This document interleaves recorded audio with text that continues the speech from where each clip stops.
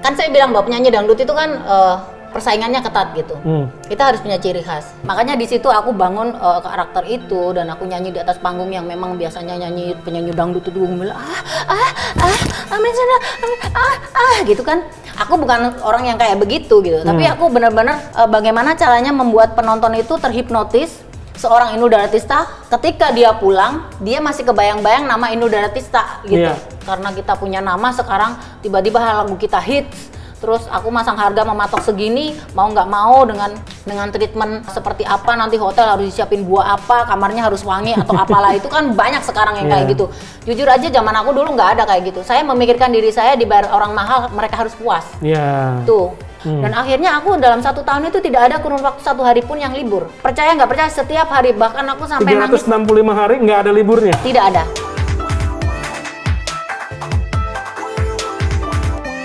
Thank you banget lu, aku sangka sampai terkaget. Mbak aku aja minta-minta dari datang ke sini, cuman dia mesti ngejaga anak semua, pokoknya legend banget deh.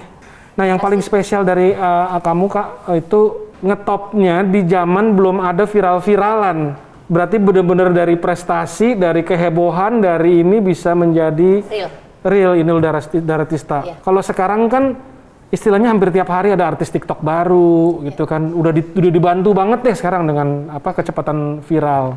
Itu zaman dulu kan enggak ya? Bedanya zaman dulu sama zaman sekarang memang zaman sekarang kan zaman digital ya. Kalau dulu medianya wartawan. Dan wartawan itu meliput dengan tanpa harus ada embel-embel editan gitu. Mereka melihat dan memberitakan itu secara real, tidak ada yang main-main. Kalau menurut saya zaman dulu itu kayak gitu. Dan zaman dulu memang ngangkat aku, memang aku merasa bahwa aku punya prestasi gitu. Dan itu layak untuk diberitakan kepada khalayak umum gitu. Dan ketika aku mendapat pemberitaan waktu zaman dengan Raja Dangdut, itu pun juga memang tidak ada yang main-main, memang beneran seperti itu kondisinya. Jadi itu menambah jadi makin fenomenal gitu. Tapi ada plus minusnya, dan itu pemberitaan memang zaman dulu itu real banget. Bedanya kalau sekarang itu orang nggak ngapa-ngapain aja bisa jadi ngapa-ngapain gitu, ya kan? Terus nggak tahu prestasinya di mana, tiba-tiba dia viral, tiba-tiba dia booming gitu kan. Kalau dulu membangun prestasi itu berat banget gitu, dan ada sedikit kecemburuan sosial kalau menurut saya kepada orang-orang yang berprestasi ketika melihat bahwa orang-orang yang tidak berprestasi boomingnya gila-gilaan gitu. Itu kadang-kadang membuat kecemburuan sosial, khususnya buat orang-orang yang punya prestasi gitu. Jadi ya bedanya dulu dengan sekarang tuh jauh banget, jauh. Ya kalau boleh dibilang kan dulu dikuasain oleh stasiun TV, surat kabar, ya radio juga kuasain banget. Terus jadi kalau orang untuk mau viral, pokoknya mesti dikenalin sama mereka, mereka panggil, dan kalau memang berprestasi, akhirnya bisa jadi terkenal. Betul. Nah kalau sekarang ini asal seksi dikit, basah-basahan, udah viral. Udah viral. Dan itu memang tidak ada penyaring khusus ya. Kalau dulu kan ada Persatuan Wartawan Indonesia atau ada pantauan, misalkan ada organisasi wartawan media gitu yang memang benar-benar mengkolek supaya pemberitaan yang mereka dapat itu benar-benar real dan bersih gitu, dan memang bukan ditambah-tambahin atau dikurang-kurangin gitu. Tapi kalau ngomongin narasi ya di mana aja yang namanya koran atau tabloid atau apapun itu pasti nyari narasinya emang agak menggigit biar orang mau beli kan. Tapi kalau aku meyakini bahwa bedanya dulu sama sekarang masih bagusan yang dulu gitu. Karena kalau dulu itu memang lebih terseleksi mungkin ya benar. Dan itu kan memang orang-orangnya yang harus bertanggung jawab, karena kan media itu yang dalangnya kan manusia juga gitu, yang memang benar-benar ini nanti kalau nggak bagus atau memang nggak adil kan bisa ada tuntut menuntut gitu. Tapi bedanya media sekarang itu habis ada tuntutan, kelar, salaman, udah bye gitu. Ternyata jadi itu mana yang prestasi, mana yang tidak berprestasi itu sekarang itu samar gitu. Kalau dulu kan memang saklek banget. Dan itu mahal harganya. Mbak Inul waktu itu kan benar-benar viral karena pernah ada orang yang ambil klipnya ya, lagi manggung, terus akhirnya disebarluaskan ke teman-temannya apa semua segala macam, sampai akhirnya orang ngelihat. Tapi aku sih ngelihat memang trendsetter banget ya. Gaya goyangan apa ngebornya itu waktu itu bener-bener. Tapi sejujurnya sih kalau aku bilang bahwa aku itu adalah artis karbitan yang keluar karena goyangan, itu semuanya nggak bener. Bahwa dulu itu memang untuk merintis menjadi seorang penyanyi dangdut itu di daerah tidak mudah. Saingannya juga berat, bukan ketika saya ada di Jakarta, bahkan di daerah pun juga seperti itu. Makanya kan aku harus punya sesuatu yang memang benar-benar orang ngelirik gitu. Ciri khasnya gitu ya. Jadi saya membangun ciri khas karakter. Jadi karakter di mana aku sebagai seorang penyanyi dangdut yang dalam artian nyanyi yang cuman diem pakai rok panjang terus sopeannya sepaha gitu, nyanyi joget-joget gemulai itu kan mungkin ada ratusan atau ini ribuan apa namanya gitu ya? Ekspektasinya kan nakal gitu. Kalau aku tuh nggak mau di panggung kayak gitu. Aku pengennya kalau memang aku penyanyi pengen kayak begitu, lebih baik sekalian aku pakai celana pendek, pakai sepatu laras segini, pakai tank top, nyanyi hura-hura di atas panggung. Itu menurut aku rocker banget. Dan itu aku dapat karakter itu. Dan aku tuh kalau nyanyi tuh orang gitar tak mainin, orang drum tak mainin, semua tak mainin di atas panggung. Makanya ternyata itu kena di mata penonton, itu kena gitu bahwa seorang Inul tuh penyanyinya seorang Inul tuh penyanyi yang atraktif gitu, bukan penyanyi yang seronok. Iya, jadi penilaiannya seperti itu yang membuat aku jadi punya ciri khas. Dan memang lagu yang aku bawakan di atas panggung itu beda sama yang lain. Bedanya kalau yang lain nyanyi dangdut aja, kalau aku semua lagu tak hantem jadi dangdut. Mau lagu rock, lagu pop, lagu barat, lagu keroncong, lagu apapun itu aku minta yang musik supaya ngiringin aku dengan irama dangdut. Yang pertama, itu idenya Mbak Inul ide sendiri? aku juga. Dan yang sebenarnya begini, kan saya bilang bahwa penyanyi dangdut itu kan ya aku nggak ngomong jahat, persaingannya ketat gitu. Kita harus punya ciri khas. Sedangkan setiap kali aku menyanyi ditaruh terakhir karena aku artis yang membawa huru hara. Gitu. Kalau di atas panggung aku nyanyi keluar dulu, penonton buyar. Ono tawuran lah apalah gitu, karena yang aku bawakan tuh lagunya keras-keras tapi dangdut yang sejenis liku-liku lah apa, pokoknya yang gombrang-gombreng gitu. Makanya aku dikeluarin terakhir. Ada kalanya kadang-kadang lagu semua yang saya punya di atas panggung udah dibawa sama artis-artis yang lain. Jadi aku tuh nyanyi lagu bekas, lagu yang udah dibawakan artis sebelumnya. Gitu. Makanya supaya aku tuh nggak dibantai sama teman-temanku, aku harus punya stok banyak gitu, backup lagu banyak yang mereka juga tidak bisa nyanyiin lagu saya gitu. Makanya di situ aku bangun karakter itu, dan aku nyanyi di atas panggung yang memang biasanya nyanyi penyanyi dangdut itu bilang gitu kan. Aku bukan orang yang kayak begitu gitu, tapi aku benar-benar bagaimana caranya membuat penonton itu terhipnotis. Seorang Inul Daratista ketika dia pulang, dia masih kebayang-bayang nama Inul Daratista gitu. Itu yang aku harus tanamkan kepada penonton, bahwa seorang Inul Daratista itu beda sama si Anu, sama si ini, sama si Fulan, sama siapapun itu. Gitu. Jadi yang aku bangun itu. Makanya kenapa aku bisa terkenal? Aku terkenal bukan karena aku penyanyi goyang ngebor, tapi aku tuh berharapnya Inul tuh sebagai seorang penyanyi yang serba bisa. Itu yang aku tanamkan, dan Inul tuh memang orangnya kayak gitu. Makanya selama aku waktu fenomenal dulu, waktu heboh-heboh, orang di daerah Jawa Timur dan sekitarnya udah nggak asing lagi. Sebenarnya mereka nggak terima dengan kasus waktu kemarin ada apalah-apa huru hara di Jakarta itu, karena memang mereka melihat dari bayi ketika aku babat alas, ketika aku menyanyi membangun image dan karakter seperti itu di daerah itu, orang udah tahu sosok Inul tuh seperti apa.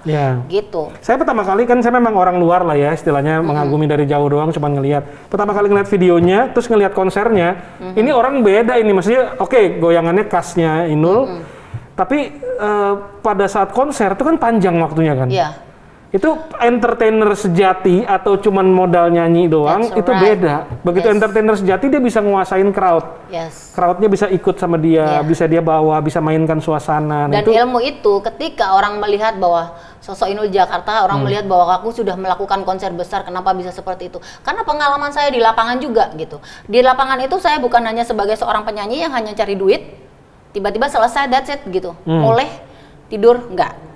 Aku masih ada PR, bagaimana supaya aku bernyanyi dengan stamina yang kuat ketika aku dalam satu hari menerima job itu 7 tempat. 7 tempat? 7 tempat. Paling banyak tuh 7? Paling banyak 7. 8 juga pernah. 8 pernah? Pernah. Jadi kalau di daerah itu bedanya, kalau di sini dikontrak, satu kali kontrak kita nggak bisa kemana-mana kan. Tapi kalau di daerah, nyanyi neng hajatan satu, habis sunatan gitu, orkesnya main jam 2 siang. Ya aku datang nyanyi jam 2 siang, 5 lagu, dapat amplop. Udah nggak ada kontrak, nggak ada apa, ya manual aja. Mari bayaran nih, tak kasih uang.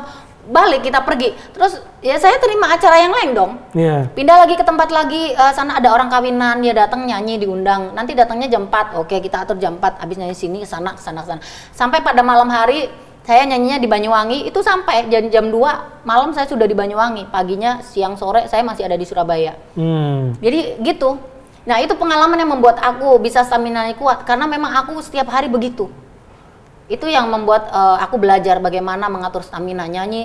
Anggaplah 7 lagu kali 8 tempat udah berapa lagu dan berapa energi yang harus aku keluarkan. Itu kata orang, kok bisa kamu nyanyi joget kayak gitu? Gak tahu, itu kebiasaan saya gitu, dan saya tidak buat-buat gitu. Ketika konser, waktu saya diundang konser di Hong Kong, di Amerika, di mana aja saya dapat nyanyi sampai 1 jam lebih. Bahkan di Taiwan penontonnya hingga 100.000 lebih yang 100.000 sampai penonton? Iya, di Chiang Kai-shek itu yang tempat yang istimewa yang orang lain tidak pernah boleh ada di situ. Aku dikasih konser di situ karena penontonnya udah ampun-ampunan. Jadi aku kenapa bisa nyanyi sampai 15 lagu tanpa harus berhenti, tanpa harus istirahat? Saya entertain, bagaimana saya mengatur jadwal lagu. Lagu ini pertama kita 2 lagu, 3 lagu kita hantem yang keras-keras biar energi penonton terbangun. Abis itu cooling down, kita nyanyi agak middle. Ya gitu, sebagai seorang penyanyi harus bisa ngatur-ngatur juga gitu.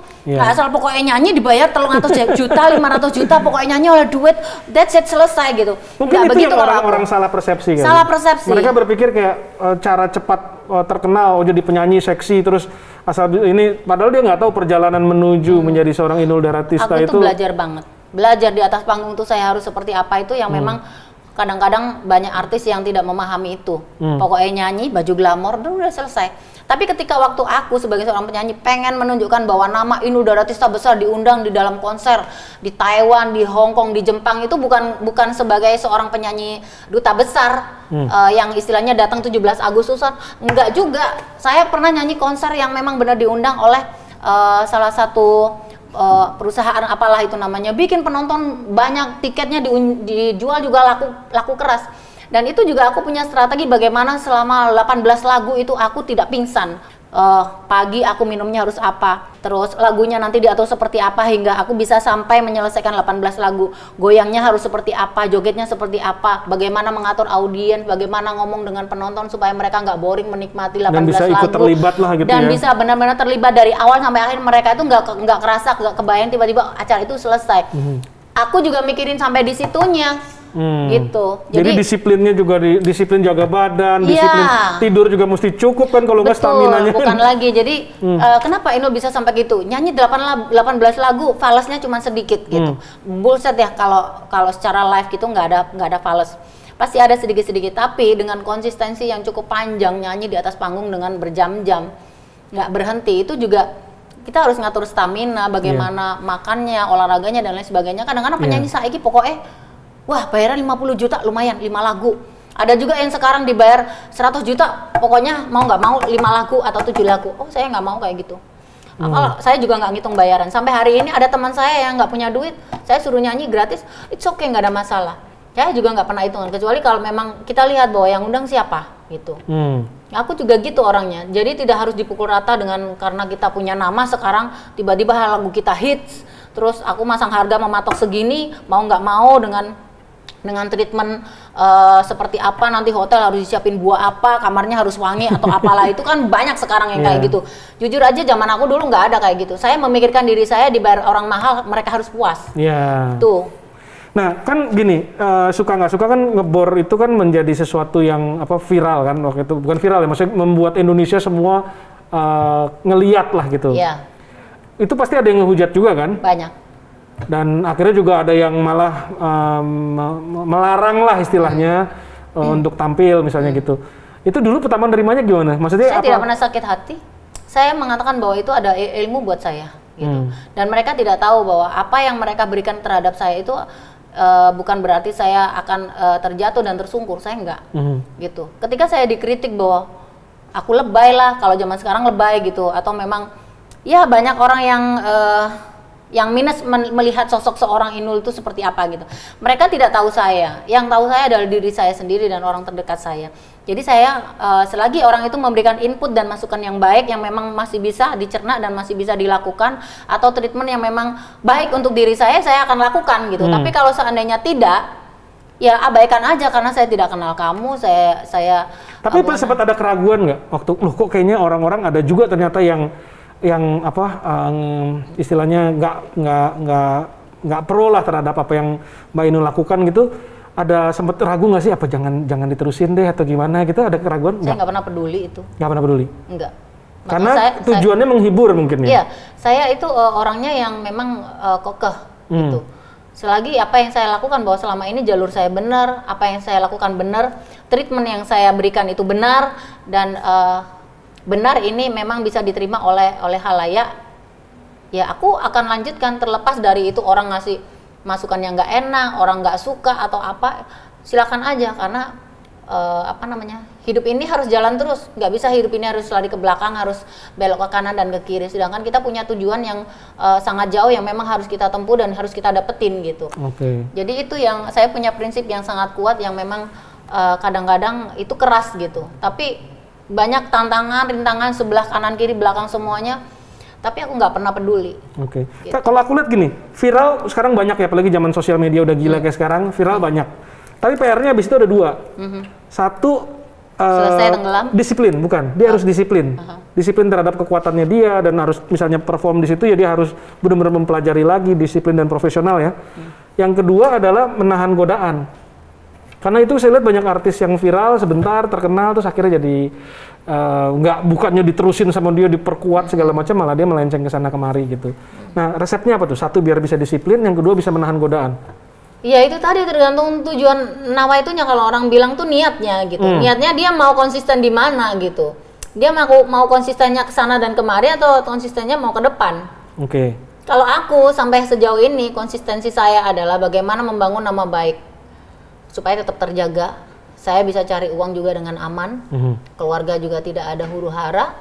Dan bagaimana aku bisa menjaga ini dengan baik dan benar, bagaimana menjaga image, bagaimana menjaga segala hal yang berhubungan dengan saya itu dijaga benar-benar dengan baik hingga semuanya tetap. Yang ngajarin siapa? Kan maksudnya umur 16 mulai karirnya kan? Berapa, 15 atau berapa? Orang nggak ada yang percaya loh. Saya umur 15 tahun. Ketika saya SD, saya itu ngatur jadwal. Nanti saya bangun itu subuh. Jam 3, jam 4 aku bangun subuh.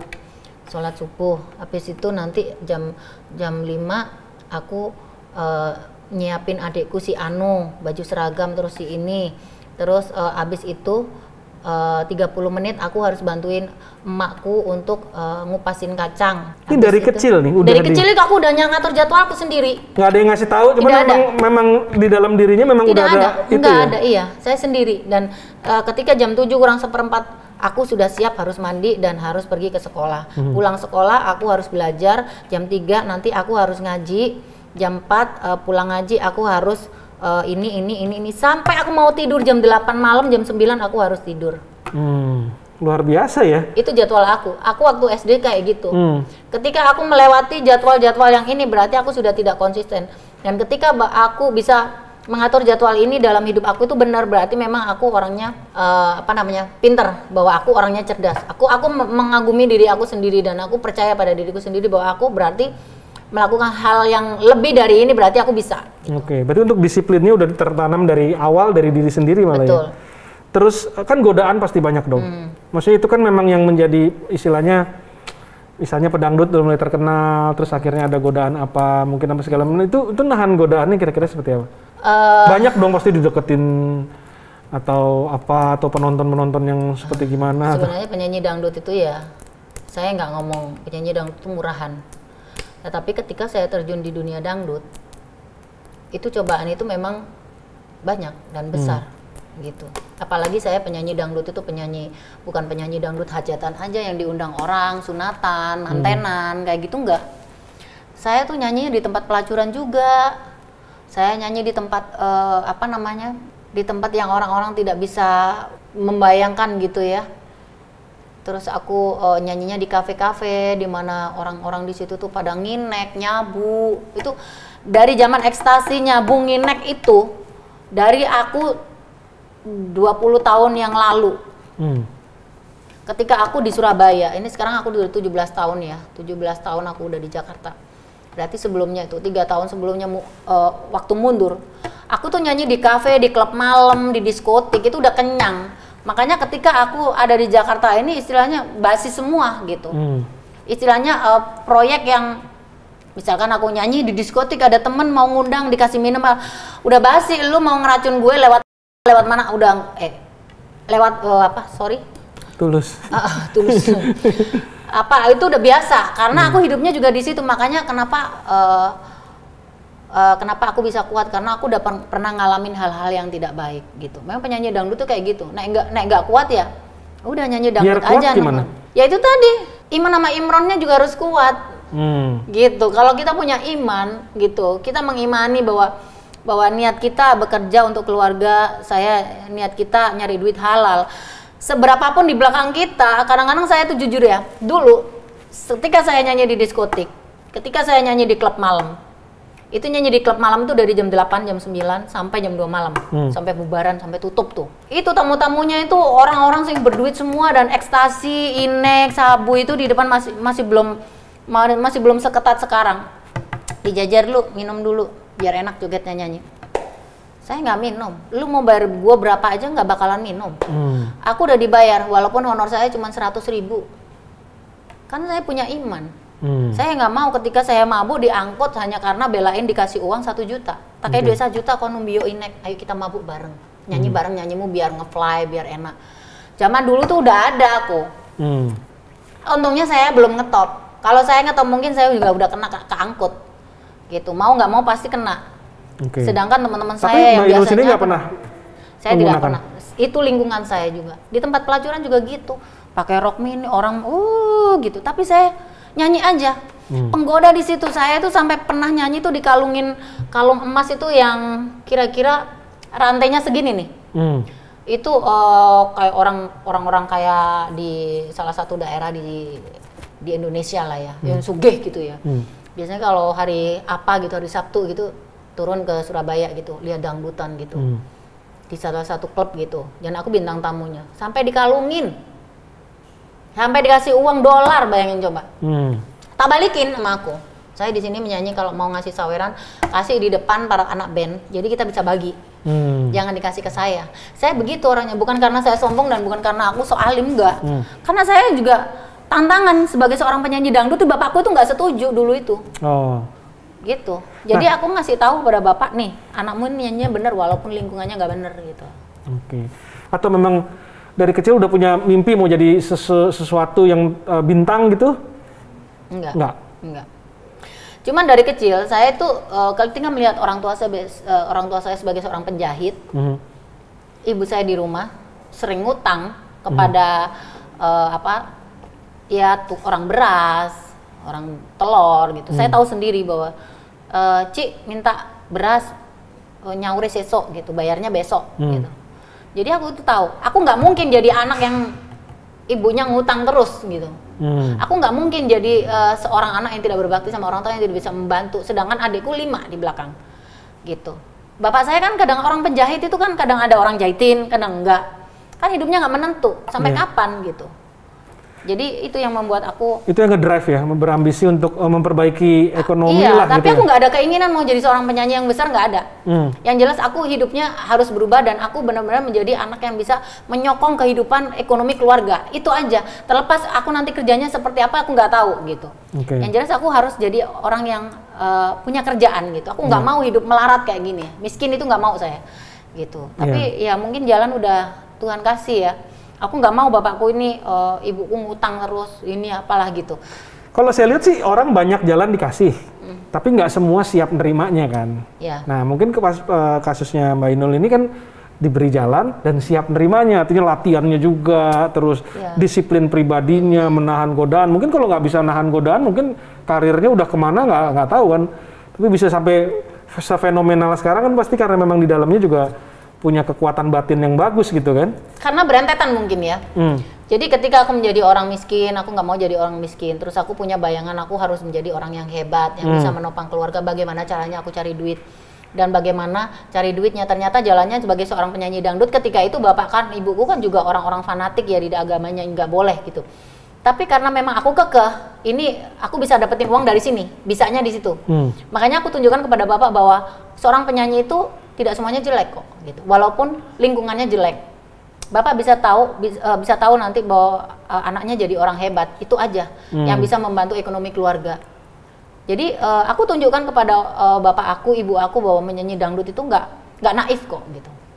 Jadi di situ beruntun, aku harus belajar bagaimana supaya ekonomi saya bisa terus mengepul dapurnya dan bisa keluarga ada taraf hidup yang bagus gitu. Nyanyi juga begitu, ketika aku menjadi seorang penyanyi, aku nggak mau hanya jadi seorang penyanyi dangdut yang sekiranya ono job jalan nggak laku gitu. Aku belajar di mana teman aku ketika dia bernyanyi pop, dia bisa nyanyi terus dapat jobnya di acara ini, dapat ini bukan hajatan ini. Jadi seperti yang aku bilang bahwa di mana aku menyanyi di situ sesuai porsinya. Jadi nek pas ono hajatan yo nyanyi dangdutan sesuai permintaan dari request yang ngundang gitu. Nyanyi acara pisah kenal jabatan jenderal nyanyinya seperti ini. Jadi aku belajar semua. Dan akhirnya aku dalam 1 tahun itu tidak ada kurun waktu 1 hari pun yang libur.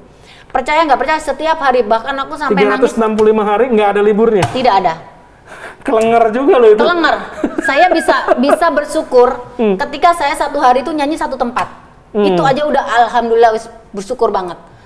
Itu. Jadi lain-lainnya bisa 5, bisa 7 gitu.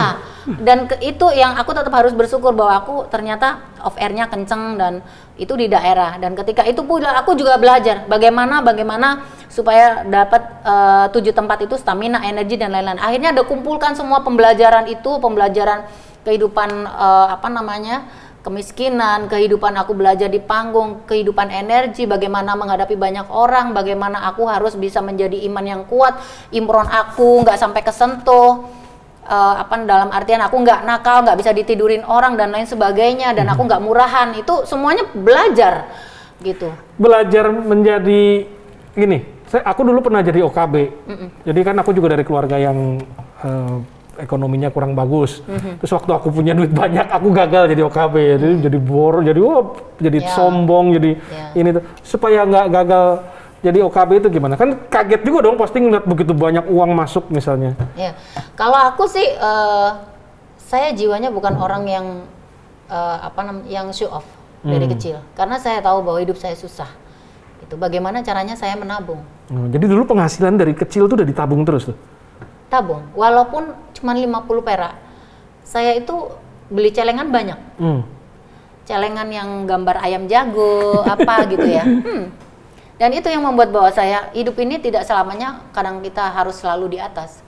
Gitu. Bagaimana ketika saya sakit, saya tidak merepotkan orang lain. Yang kedua, ketika saya tidak bisa produktif lagi, saya masih ada uang berkecukupan, gitu. Itu yang membuat saya akhirnya, dan bagaimana saya harus mengembangkan uang itu hingga menjadi bermanfaat dan bisa awet gitu. Dan ketika aku membuka karaoke pun juga seperti itu. Nah itu aku mau bahas tuh. Karena gini, aku jalanin bisnis ya. Aku terus terang bisnisnya kalah sama Mbak Inul. Kita dulu pernah punya cabang 23, kalau Mbak Inul berapa totalnya sekarang? 100 lebih. Itu nggak gampang loh, bener-bener. Maksudnya menjalankan operasional sebesar itu, mempertahankan kualitas. Mungkin waktu booming awal semua pasti seneng lah ya. Tapi mempertahankan kualitas, mempertahankan servis, dan terus ekspansi, itu saya terus terang angkat topi deh, luar biasa memang. Jadi ini sisi lain yang saya benar-benar pengen tahu nih, karena ini pebisnis, bisnis beda loh mainannya. Ya, ketika saya berusaha untuk belajar menjadi seorang pengusaha, banyak orang yang tidak percaya bahwa seorang Inul tuh penyanyi dangdut, bisanya cuman paling juga brand ambassador, bisanya saya dengar sendiri paling juga cuma namanya doang yang dipakai gitu. It's okay, nggak apa-apa. Tapi ketika aku digitukan tuh hati saya tuh marah gitu. Bahwa seorang Inul Daratista itu bisa melakukan yang lebih dari apa yang kamu omong gitu. Dan ketika saya belajar bahwa saya nggak bisa, saya nggak tahu yang namanya bahasa-bahasa di kantor, purchasing, akuntansi dan lain sebagainya itu nggak paham gitu. Tapi aku nekat untuk bisa membangun Inul Vista yang pertama itu dari uang aku. Terus aku bilang bahwa aku harus belajar karena aku nggak mau dibujuin, ditipu gitu. Yang pertama di situ. Jadi Aku belajar, aku ngurus sendiri ke Dinas Pariwisata soal perizinan dan aku belajar. Aku harus tahu ini pembangunannya seperti apa dan bahan apa, material apa yang harus dibangun, yang dikasih tahu ke aku biar aku tahu gitu, nggak ketipu gitu. Karena ini uang juga bukan uang utang, bukan uang bank yang memang harus aku kembangkan gitu. Itu murni dari keringat aku nyanyi di Kalimantan, Sumatera, Sulawesi, tak kumpulin ada berapa M, ya udah itu invest buat ya membangun kitchen yang bagus di dapur, terus bagaimana pelayanan servis dan lain sebagainya. Namanya waiters itu aku nggak kenal semuanya. Tapi aku belajar ini apa. Nah, ketika waktu 1, 2, 3 karaoke itu tidak ada bank pun satu pun yang percaya bahwa saya mau utang.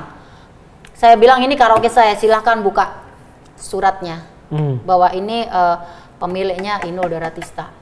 Sampai Bang seperti itu. Bang nggak mau. Gitu. Karena dipikirnya seorang penyanyi itu nggak punya backup duit yang banyak. Yang gitu. tetap mungkin ya? Yang tetap, banyak gitu. Mungkin ada, tapi kalau tetap kan mereka rada khawatir gitu. Ketika saya masuk ke lapangan bahwa untuk menjadi karaoke ini besar, bukan hanya memang orang yang pertama, orang datang ke karaoke, itu yang dituju apa? Bernyanyi kan? Yeah. Nah, bagaimana caranya supaya tamu yang datang itu nyanyi suaranya enak gitu? Dia masuk dengan suara yang tidak enak, tetapi ketika dia menyanyi suaranya kayak Krisdayanti. Nah kita yang mengolah supaya bagaimana audio itu bagus, itu treatment yang pertama yang saya pikirkan karena saya sebagai seorang penyanyi, bagaimana ya supaya nyanyi kita itu enak. Mungkin dikasih reverb kayak dikasih echo lah, kalau orang nggak ngerti kayak echo, dikasih apalah gitu audio bass treble-nya seperti apa gitu itu. Pantesan saya kalau karaoke suara saya jadi mendingan ya. Nah di situ ketika itu kan akhirnya bagus. Nah bagaimana supaya orang betah? Ininya dibangun yang bagus. Interiornya. Panggil orang interior aja aku nggak ngerti dulu. Gitu. Tapi berapa Mbak Inul kalau mau franchise gitu? Apa itu franchise gitu? Akhirnya saya belajar franchise itu adalah bagaimana orang bisa menikmati hasil usaha kita. Akhirnya saya belajar di situ dan saya memperkenalkan diri bahwa karaoke ini layak untuk di-franchise-kan gitu. Akhirnya ketika orang franchise, bludak tuh, rame. Karena kan aku lihat bahwa aku udah paham semua bagaimana kira-kira kalau ruangan 700 meter, 800 meter itu kira-kira nanti jadinya berapa room. Room ini kira-kira maksimal 23 sampai 25 room. Sampai apal. Kalau 1000 room itu 1000 meter jadinya akan berapa? Berapa kamar? Iya, udah berapa investasi kamar? Total iya, berapa? Investasi berapa? Baliknya berapa cepat gitu. Nah, ketika orang mau franchise, itu bludak tuh. Akhirnya orang percaya kan bahwa seorang Inul tuh. Dan ini masih dipimpin oleh Inul sendiri masih. Atau udah pakai konsultan atau apa gitu-gitu? Enggak, masih sendiri. Sendiri. Luar biasa ya? Ya, jadi manual aja gitu. Akhirnya aku belajar juga bagaimana audio yang baik itu pakai apa gitu ya. Diajarin, ada orang yang teman partner yang ngajarin aku. Dan Inul kan pendidikannya SMP berarti ya terakhir ya? Jadi nggak ada ijazah SMP, perjalanan SMP aja udah motel gitu. Itu aku belajar manual aja, belajar apapun tuh manual. Ini menarik banget nih. Kan seseorang yang pendidikannya SMP, SMP nggak lulus lah istilahnya.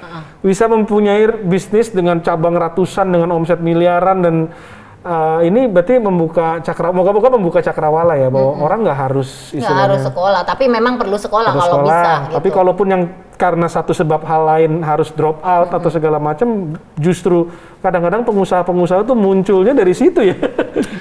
Jadi menurut aku sebenarnya sekolah itu penting gitu. Ada penyesalan ketika saya nggak sekolah, tapi saya berprinsip bahwa ketika orang tidak mampu untuk menjadi pintar itu uang bukan salah satu modalnya gitu, tapi bagaimana kita punya niat yang baik, punya keinginan yang besar dan itu bisa membuat kita jadi sukses, yaitu tekad gitu, tekad yang bulat. Makanya ketika aku buka usaha di franchise itu orang percaya dan akhirnya berkembang. Tetapi ketika sekarang 5 tahun kemarin itu saya udah mulai take over semua, jadi itu banyak franchise yang udah saya selesaikan. Jadi sekarang bisa menjadi milik sendiri gitu.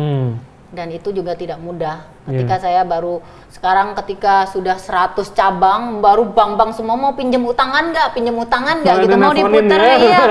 Udah gitu kalau pernah saya memang buka karaoke itu ada rumah saya di Pondok Indah. Rumah saya di Pondok Indah itu buat jaminan. di salah satu bank untuk bisa buka satu karaoke lagi karena memang tidak ada orang partner ya, jadi saya buka sendiri. Itu dipinjemin salah satu bank, disekolahin di situ, akhirnya berkembang bahkan sampai 30-40 cabang itu ya disuruh ngutang terus, selesai ngutang, ayo mas ini jangan jangan diambil ijazahnya katanya gitu, sekolahin aja mau ini apa, jadi selalu di treatment seperti itu, jadi ya akhirnya berkembang seperti ini, belajar. Jadi di situ saya ngelihat gini, sebenarnya saya bukannya ke pendidikan ya, saya suka ngomong sama istri saya, sebenarnya bukan nggak mendukung pendidikan, tapi pendidikan tuh sebenarnya harus mendukung inovasi dan kreasi. Nah, pendidikan di Indonesia kadang-kadang kan belum mendukung inovasi dan kreasi. Karena kan apa yang Mbak Inul lakukan kan pertama kali kan seorang artis punya franchise karaoke. Kalau karaoke yang lain mungkin yang ini bukan di back oleh artis, tapi artis yang lain akhirnya mengikuti gitu kan. Nah, itu kan kreasi dan inovasi ini yang mestinya kita dukung gitu. Dan ini yang saya salut dari Mbak Inul dan bisa mempertahankan juga luar biasa loh. Iya, emang aku merasa bahwa menjadi pionir itu nggak gampang gitu. Apapun itu kita itu kalau bisa tidur aja ngimpi gitu. Tidur aja mikir. Saya juga gitu. Ketika saya punya karaoke 1, 2, 3 it's okay lah ya, belajar gitu pelan-pelan. Dan ketika saya karaoke saya udah di atas 70, 80 itu tuh mikirnya panjang jadi. Bahkan tidur aja nanti kira-kira biar tamu itu nggak bosen, kira-kira harus ada inovasi apa lagi, terus kira-kira harus treatmentnya seperti apa, promonya seperti apa, gitu tuh mikir, gitu. Jadi nggak tidur dalam artian ya wes selalu kita tuh harus bisa mengembangkan apa yang kita punya gitu, bukan hanya sebagai seorang penyanyi. Besok itu kalau bisa nyanyi itu bajunya harus seperti apa, karena panggungnya seperti apa gitu. Kadang-kadang aku kalau menyanyi nih ya, minta tolong difotoin panggungnya seperti apa biar aku menyesuaikan bajunya nanti aku harus seperti apa. Sama di karaoke juga gitu, bagaimana men-treatment supaya orang itu, karena kan apalagi ketika melihat persaingan banyak banget. Ada si Anu buka, si ini buka, si itu buka, oke, gitu. Makin nggak bisa tidur karena apa? Mungkin kita harus review nih. Dia punya apa, kita punya apa. Kita servis apa, dia servis apa, kita harus servis apa, gitu. Jadi karena kan ada persaingan tuh, jadi membuat kita jadi malah semangat gitu. Aku jadi di temen aku minta bantuin konsultan, aku jadi konsultan di perusahaannya dia. Terus aku ketemu sama anaknya yang jadi pimpinan perusahaan itu. Aku bilang, kalau lu bangun pagi belum mikirin bisnis lu pup mikirin bisnis lu mau tidur mikirin bisnis lu nggak akan bisa jalan nih bisnis. Harus ada orang yang sedemikian menjiwainya, mencintainya ini, karena ini perusahaan persaingan begitu ketat, butuh orang-orang seperti itu gitu. Jadi punya perusahaan, punya hal besar, tapi kalau kita duduk manis aja, yang penting pokoknya pekerjanya, yang penting udah bagian orang keuangan udah ngurusin bagian ini, nggak bisa begitu. Kalau menurut sekarang ini jiwa saya, aku bangun ini dari nol, gitu. Kalau seandainya sekarang tak lepas hanya karena sekarang udah jalan, udah settle, udah enak gitu ya, tinggal ngawasin aja, terus jadi bos, terus tiba-tiba aku diem aja, aku nggak bisa begitu orangnya, gitu. Bahkan sampai hari ini menjadi seorang penyanyi, kira-kira aku di usia seperti ini nyanyinya harus seperti apa ya? Apa aku tetap harus ngebor, harus goyang-goyang, lari-lari? Oke, kalau memang kemauan penonton kayak gitu, berarti aku harus olahraga, jaga energi, jaga stamina, harus gimana supaya aku nyanyi 10 lagu nggak ngap-ngapan, kan seperti itu. Nah, kalau di dalam bisnis kan nggak gitu. Ini gue yang bangun, gue yang ngerintis, ini akhirnya gue jadi pionir. Gimana caranya istilahnya orang itu, misalkan nih, ini Inul Vista, di 1, 2, 3, 4. Kalau misalkan nih ini si Anu itu udah di angka 4, ngejar kita. Paling tidak kita itu sudah ada di 3 atau 2. Kalau bisa tetap di 1, mangrok gitu. Itu. Nah, kalau mereka mau maju lagi, kita tetap konsisten di sini. Bagaimana pengembangan supaya mereka itu ngedrop, nggak akan bisa jalan. Karena apa? Kemajuan kita itu udah pesat gitu. Saya sih benar-benar percaya ya, kalau punya cabang 10 bisa jalan, oke, mungkin nama besarnya Inul. Tapi kalau punya cabang 100 dan bisa jalan, itu ada jiwa bisnis, ada jiwa yang luar biasa di dalamnya. Saya udah ngejalanin, susah setengah mati, mempertahankan kualitas. Berarti itu pemikiran, waktu, semangat yang dicurahin ke situ itu pasti luar biasa banyak. Jadi ini menurut aku sisi yang perlu orang tahu terhadap sosok Inul Daratista gitu. Seorang pengusaha yang ternyata luar biasa tangguh ya. Iya, jadi kalau aku bilang bahwa menjadi seorang pionir itu nggak gampang. Menjadi orang yang menjadi istilahnya jadi orang yang jadi contoh gitu tuh. Kita itu memang harus banyak pengembangan, harus kita itu harus punya inovasi yang memang benar-benar kuat gitu. Terus menerus, bahkan kemarin tuh si Anu audionya bagus banget kita nyanyi di sana, tapi emang harganya mahal. Nah, oke, orang ngomong begitu berarti kita harganya coba dikasih promo justru biar mereka tambah lari ke kita. Nah, caranya seperti itu. Jadi harus benar-benar nggak diem di tempat gitu. Kalau aku seperti itu, jadi karyawan yang di sana ini kenapa bisa harus lihat juga reportnya, kenapa omsetnya sedikit gitu. Saya nggak mikir profit ya, kenapa omsetnya sedikit, kenapa harus ini, kenapa gitu. Karyawan masih oke, ya semua masih oke. Bahkan makanan sampai ke toilet pun saya masih datang sampai hari ini. Kalau ada karaoke yang buka, saya datang ke toilet baunya wangi, harum atau apa. Kalau ada komplain, langsung. Nah, sekarang semua pengusaha, bukan semua lah, sebagian besar pengusaha itu mengalami tantangan terberat nih. Lockdown kan kemarin. Dan ini kan mungkin masih 1-2 tahun lagi mungkin baru sampai bisa benar-benar back to normal gitu. Dan ini seorang pengusaha kalau aku lihat diuji kan benar-benar di saat yang ini nih. Resepnya apa Mbak Inul? Ya, kalau menurut saya di mana sebagai seorang pengusaha ya harus menjalankan kapasitasnya gitu. Dalam artian ya ini contoh sebagian kecil, kalau memang karyawan itu bagus kinerjanya dan itu sudah lama ikut kita, ya tidak menutup kemungkinan kita akan tetap pertahankan gitu, walaupun nggak ono kerjaannya gitu. Karena untuk mendapatkan orang-orang yang loyalitasnya tinggi itu tidak gampang gitu. Ketika seorang karyawan diberikan kepercayaan dan kepercayaan itu dipergunakan dengan baik hingga dia menjadi orang yang dipercaya oleh bosnya, itu susah didapat dalam perusahaan. Apalagi kalau sekarang kan ya orang lagi butuh duit lah, mungkin bisa nakal atau apa kan kita nggak tahu. Jadi itu tetap aku pekerjakan. Nah, ketika pekerja itu baru masuk ada yang 3 bulan baru jalan atau 1 tahun yang memang loyalitas atau kerjanya masih juga ini, ya udah selesai aja gitu. Profesional aja gitu. Nah kan soalnya kalau aku kan pengusaha yang istilahnya nggak terkenal, jadi kalau misalnya aku ngelakuin hal-hal yang kayak misalnya mengurangin pegawai segala macam, sebenarnya tidak ada masalah itu. Nggak ada masalah. Nggak ada masalah karena memang kita itu punya profesional aja lah gitu. Dan punya ketegasan sebagai seorang pemilik perusahaan gitu.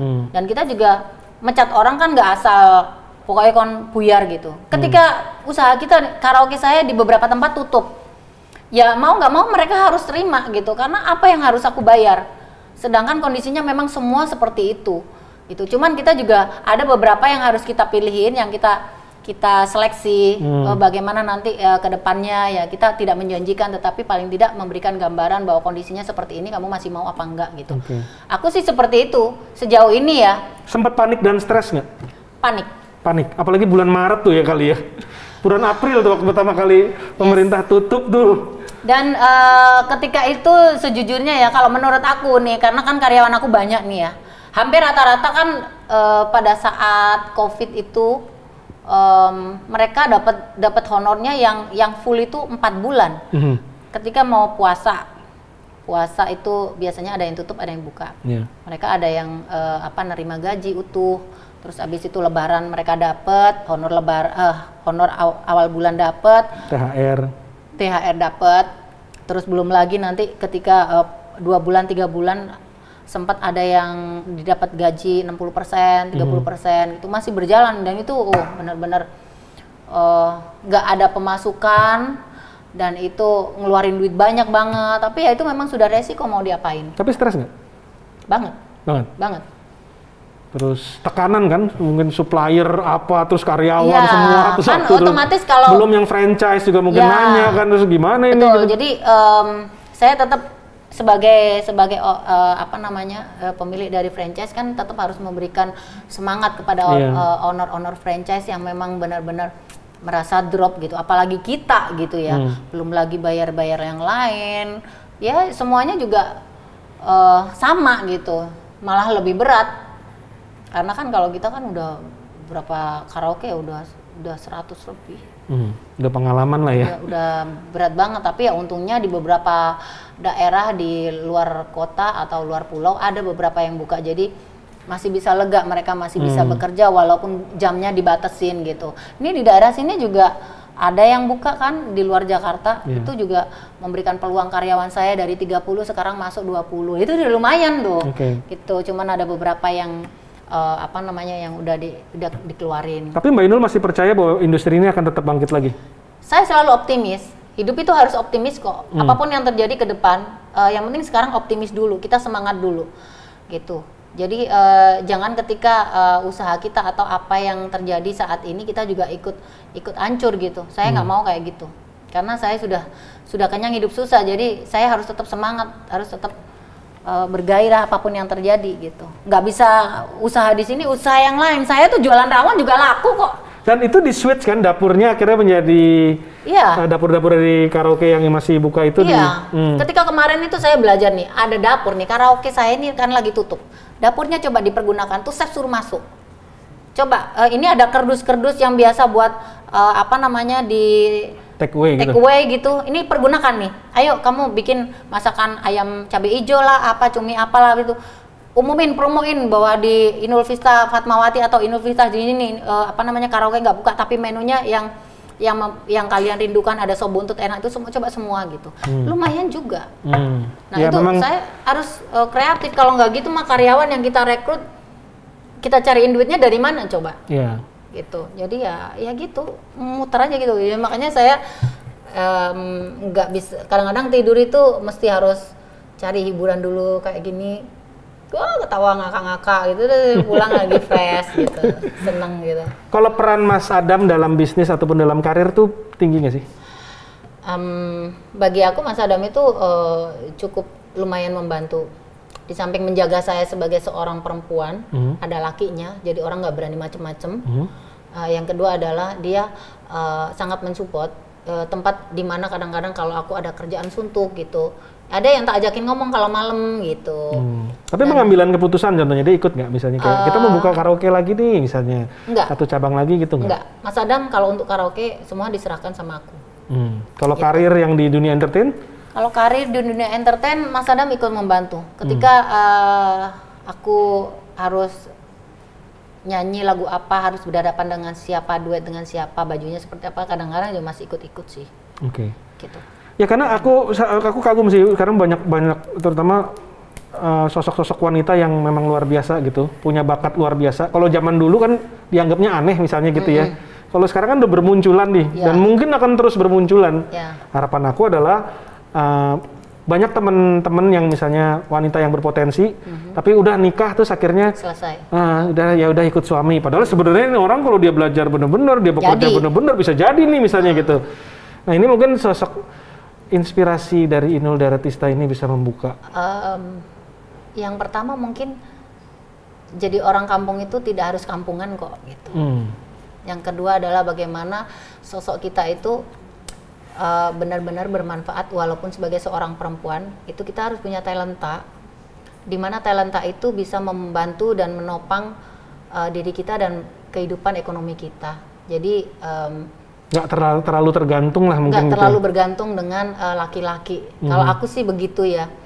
Jadi benar-benar menjadi sosok wanita yang mandiri, wanita yang hebat, dan itu memang semuanya harus ditebus dengan mahal. Semuanya harus belajar dan proses. Tidak bisa menjadi tiba-tiba jegrek menjadi seorang wanita hebat karena viral gitu. Karena salah satu viral, tapi semuanya harus melalui proses yang benar juga.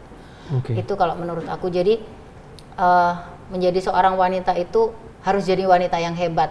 Terlahir kalau bisa menjadi wanita yang hebat. Hebatnya di mana ya? Mungkin sebagai wanita yang hebat sesederhana mungkin jadi ibu rumah tangga yang bisa masak di rumah, suaminya seneng, atau bisa melayani anaknya, bisa membuat susu dan lain sebagainya. Itu juga sudah termasuk wanita yang hebat. Apalagi kalau didukung dengan kita punya kemampuan dan punya skill atau kelebihan yang lain, dimanfaatkan dengan baik, dengan niat yang baik, dan saya yakin Tuhan pasti memberikan jalan yang baik. Amin. Thank you banget loh Mbak Inul. Ini aku seneng tuh bikin podcast kayak gini. Salah satunya adalah konten di YouTube kan banyak banget tuh. Tapi aku pengen ikut menyumbang yang berdampak positif. Moga-moga konten-konten seperti ini. Saya tuh orang tuh nggak pernah menangis loh. Nggak pernah nangis? Sampai sekarang? Saya sekali-sekalinya menangis ketika fenomenal dulu ya. Ada salah satu peristiwa udah semua orang sudah tahu ya. Tapi ketika saya menjalani hidup, saya tidak pernah menangis, dan percaya tidak percaya, saya itu orang yang tidak pernah mengeluh.